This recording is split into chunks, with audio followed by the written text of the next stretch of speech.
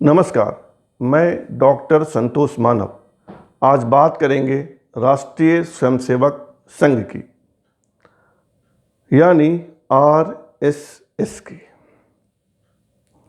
एक रिपोर्टर और एक संवाददाता के रूप में मैंने संघ के 4 सरसंघचालक यानी अध्यक्ष से बात की है, उनकी सभा को कवर किया है, उनके प्रेस कॉन्फ्रेंस को कवर किया है और कुछ का इंटरव्यू भी लिया है।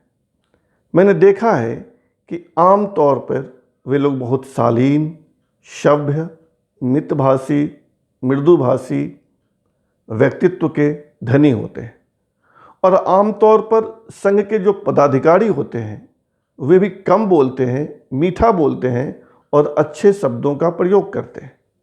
लेकिन मैंने यह भी देखा है कि जो लोग संघ से निकलकर बीजेपी में आते हैं, बीजेपी भी उनका ही बच्चा है, बीजेपी में आने के बाद इनकी भाषा बिगड़ जाती है और ये लोग गाली गलौज के स्तर पर उतर आते हैं। ऐसा आखिर क्यों होता है, आज हम इसका ही विश्लेषण करेंगे। राष्ट्रीय स्वयंसेवक संघ के अब तक 7 सरसंघचालक हुए हैं। पहले सरसंघचालक थे केशव बलिराम हेडगेवार, जो 1925 से 1940 तक सरसंघचालक रहे, लगभग 15 साल। बीच में एक साल 1930 से 1931 तक लक्ष्मण वामन परांजपे भी सरसंघचालक थे, लेकिन संघ के इतिहास में लक्ष्मण वामन परांजपे का नाम नहीं आता है। ऐसा क्यों हुआ, यह शोध का विषय है। 1925 से 1940 तक सरसंघचालक रहे डॉक्टर हेडगेवार। 1940 से 1973 तक यानी लगभग 33 साल सबसे लंबे समय तक सरसंघचालक थे एमएस गोलवलकर। 1973 से 1993 तक मधुकर दत्तात्रेय देवरश, लगभग 20 साल। उसके बाद प्रोफेसर राजेंद्र सिंह 1993 से 2000 यानी 9 साल। 2000 से 2009 तक के.एस. सुदर्शन और 2009 से अब तक डॉक्टर मोहन भागवत।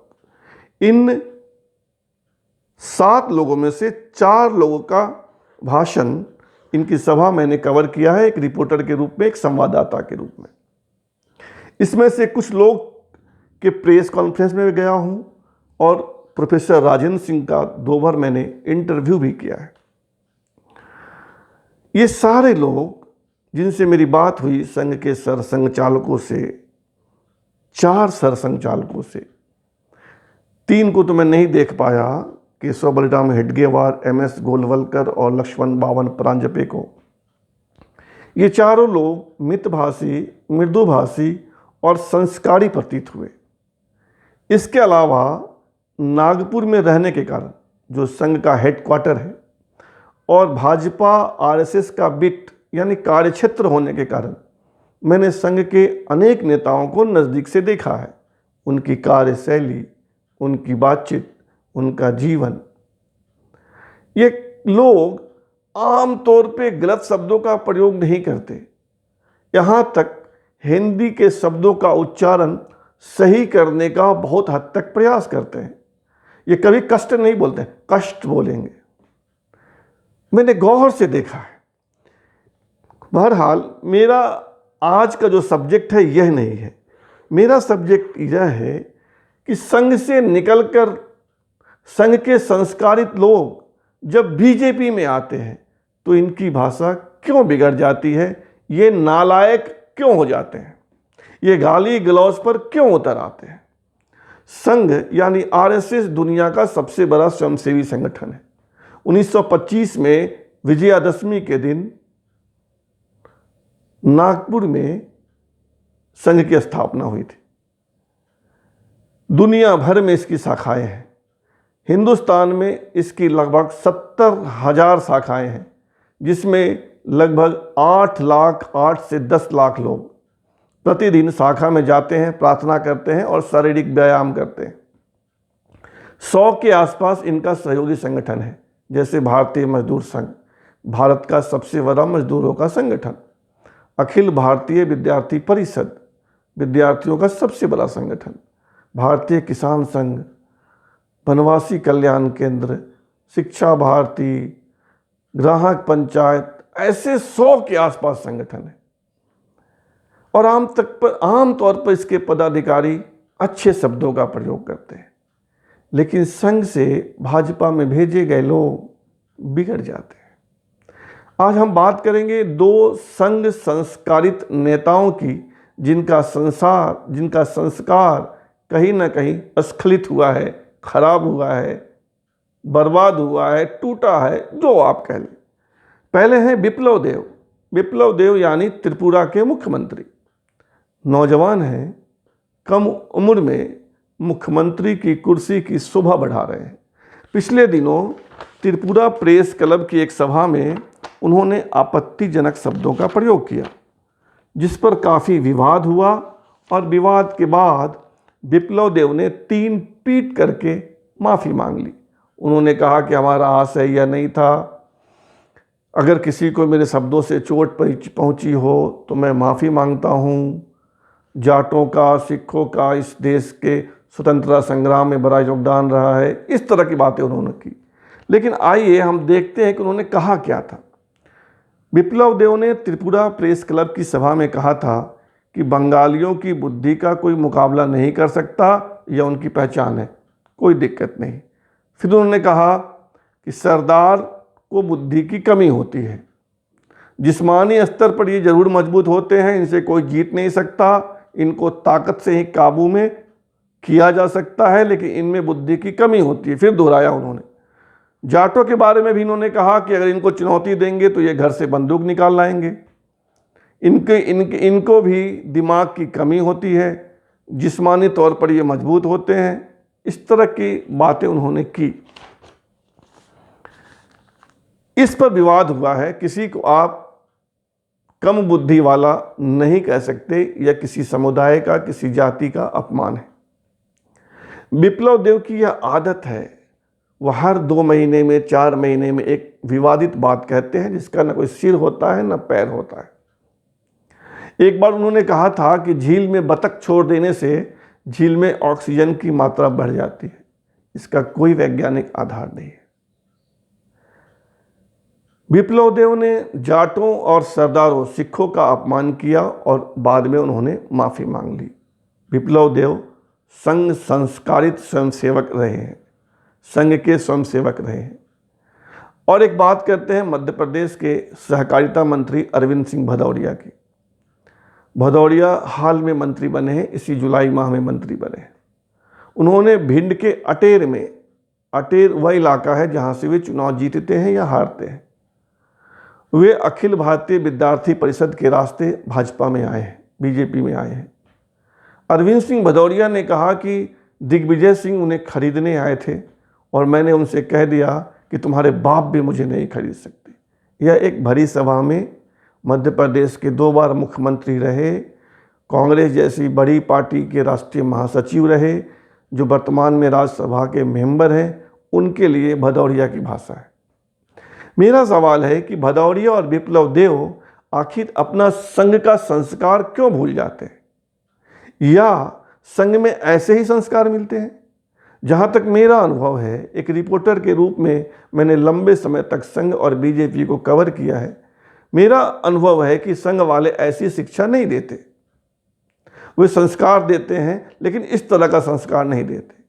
तो फिर इनके बोल क्यों बिगड़ जाते हैं? इनका संस्कार कहीं ना कहीं टूटता चूकता क्यों है? क्या यह कुर्सी का नशा है कि मुख्यमंत्री या मंत्री की कुर्सी मिल जाने के बाद ये बिगड़ जाते हैं, या यह राजनीतिक दलों का दोष है कि राजनीति में आने के बाद हर व्यक्ति की भाषा खराब हो जाती है, या कुछ और है? संघ में ही प्रशिक्षित डॉक्टर महेश शर्मा, जो पूर्व मंत्री हैं, अभी सांसद हैं, मंत्री नहीं है, उन्होंने भी एक बार कहा था प्रियंका गांधी के लिए बहुत अपमानजनक शब्द कि पप्पू की पप्पी। ये अपमान है। हमारे प्रधानमंत्री जी भी संघ के प्रचारक रहे हैं और वहाँ से निकल कर बीजेपी में आए हैं, इनकी भाषा भी कई दफ़ा बिगड़ जाती है। 50 लाख की गर्लफ्रेंड और क्या क्या वो भूल जाते हैं। और कई उन्होंने इस तरह के आपत्तिजनक शब्दों का प्रयोग किया है। मेरा 2 ही सवाल है कि क्या संघ के संस्कार राजनीति में आने के बाद बिगड़ जाते हैं? क्या कुर्सी के कारण ऐसा होता है? कुर्सी का यह नशा होता है? क्या राजनीति में रहने का यह दोष है? क्योंकि राजनीति में प्रज्ञा भारती और कौन कौन जो नेताएं हैं वो इस तरह की भाषा का प्रयोग करते हैं।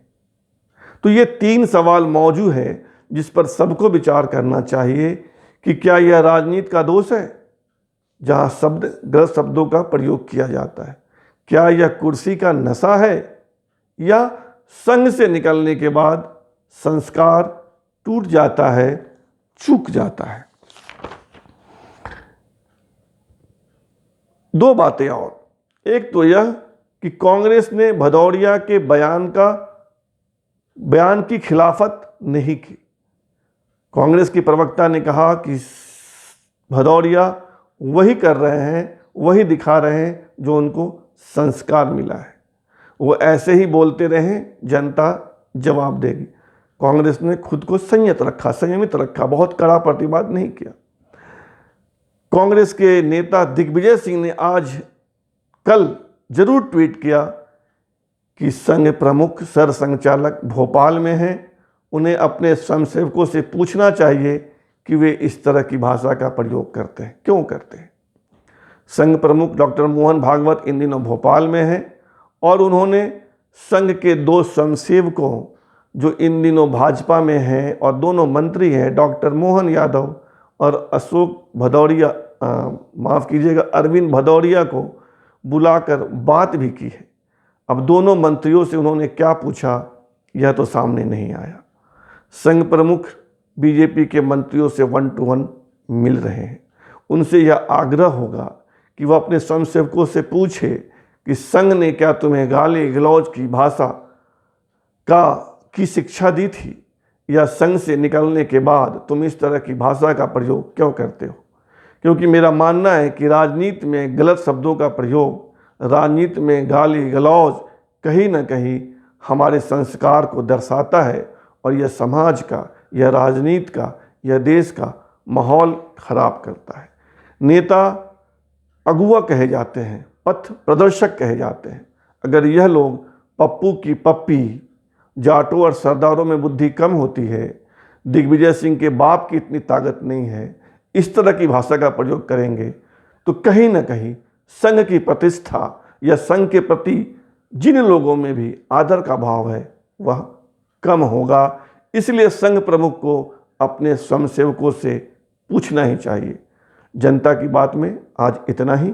आपसे आग्रह होगा कि आप हमारे इस चैनल को सब्सक्राइब कर लें, लाइक करें, शेयर करें और कमेंट भी करें। धन्यवाद।